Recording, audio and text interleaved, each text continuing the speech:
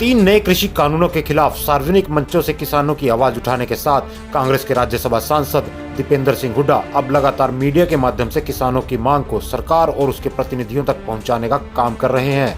इसी कड़ी में दीपेंद्र हुड्डा ने जी न्यूज के कार्यक्रम ताल ठोक के में सरकार के नए कृषि कानूनों की पोल खोली। दीपेंद्र हुड्डा ने बताया कि सरकार अब किसान संगठनों को उनकी मांग पर कृषि विशेषज्ञों, अधिकारियों और किसान संगठनों को मिलाकर कमेटी बनाने की बात कह रही है, जबकि किसी भी बिल को लाने से पहले संबंधित विभाग की कमेटी में इन सब से बात करने के बाद ही उस बिल को संसद में रखा जाता है। लेकिन इस मामले में सरकार ने बिना किसी से सलाह लिए कृषि बिल को पारित कर दिया, जिसमें MSP का जिक्र तक नहीं है। देखिए, पहले तो जो प्रस्ताव आया था जो सरकार की तरफ से, पहले आप ये समझिए उसमें क्या था। कमेटी बने, एग्रीकल्चर एक्सपर्ट उसमें शामिल हो, सरकार के अधिकारी शामिल हो और किसान संगठनों के लोग शामिल हो। ये प्रक्रिया हमारे देश की संसद में इसका प्रावधान है स्टैंडिंग कमेटी के समय, जब ये बिल कोई भी बन रहा हो। मैं एग्रीकल्चर स्टैंडिंग कमेटी का बहुत पुराना सदस्य हूँ, बहुत लंबे समय से सदस्य रहा हूँ, और हर बिल में इस तरह की कमेटी जो स्टैंडिंग कमेटी होती है हमारी, वो हम एग्रीकल्चर के एक्सपर्ट को भी बुलाते हैं, सरकारी अफसरों को भी बुलाते हैं और किसान के संगठनों की भी राय जानते हैं और लगभग कंसेंसस से फैसला होता है। मगर बहरहाल इन्होंने बिना किसी से सलाह करे, बिना पार्लियामेंट के ऑर्डिनेंस करके ये बिल पारित कर दिए। दीपेंद्र हुड्डा ने कहा कि एक तो सरकार ने नए कृषि कानूनों में MSP का जिक्र नहीं किया है और अब किसानों की ओर से की जा रही MSP की मांग का भी सही जवाब नहीं दिया जा रहा है।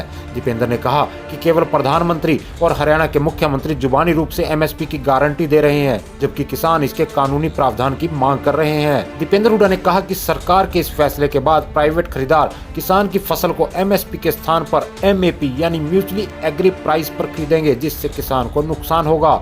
दीपेंद्र ने कहा कि जब हरियाणा में भूपेंद्र सिंह हुड्डा अपने शासनकाल में कॉन्ट्रैक्ट फार्मिंग के जरिए किसान की फसल खरीदने पर MSP की गारंटी दे सकते हैं, तो फिर बीजेपी ऐसा करने से क्यों कतरा रही है। अब सरकार न्यूनतम समर्थन मूल्य के कानूनन प्रावधान की जो सबसे हमारी महत्वपूर्ण मांग है और सबसे जरूरी मांग है, उस और जायज मांग है, उस मांग को भी जो है सरकार सही तरीके से उसका कोई जवाब मिल नहीं रहा। हाँ, जुबानी तरीके से प्रधानमंत्री जी ने भी कहा न्यूनतम समर्थन मूल्य रहेगा, हरियाणा के मुख्यमंत्री जी ने भी कहा, क्योंकि ये जो हमारे कुछ प्रदेश हैं ज्यादा प्रभावित है, इसमें हरियाणा भी जी।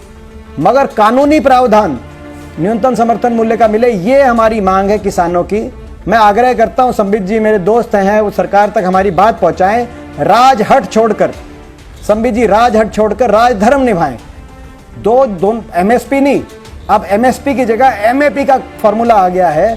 वो मिनिमम सपोर्ट प्राइस जो सरकार निर्धारित करेगी वो नहीं, म्यूचुअली एग्रीड प्राइस पर दोनों पार्टियां एग्री करेंगी, जो बड़ी कंपनी और जो किसान के बीच में, ठीक है। और उसके बाद उसका जो है वो कोई MSP से लेना देना उसमें क्लियर कर दिया गया है कि ये APMC के दायरे के बाहर की परचेज होगी, इस पे MSP से कोई लेना देना नहीं है। यही तो हमारी मांग है। वो जो म्यूचुअली एग्रीड प्राइस है, वो प्राइस कहीं ना कहीं MSP से लिंक्ड हो।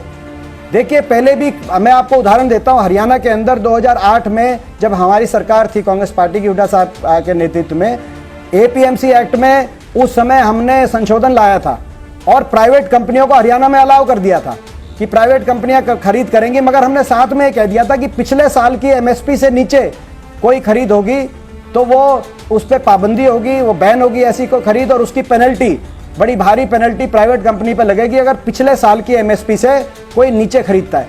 ये हमने कंडीशन, कानूनन तौर पे हमने ये कानून बना दिया था कि हाँ, प्राइवेट कंपनियां भी आए, मगर पिछले साल की MSP से नीचे कोई नहीं खरीद सकता। हरियाणा में केवल राज्यसभा सांसद दीपेंद्र सिंह हुड्डा और पूर्व मुख्यमंत्री भूपेंद्र सिंह हुड्डा ही एकमात्र विपक्ष के ऐसे नेता हैं जो तीन नए कृषि कानूनों के खिलाफ शुरू से ही किसान के हित में लगातार आवाज उठा रहे हैं।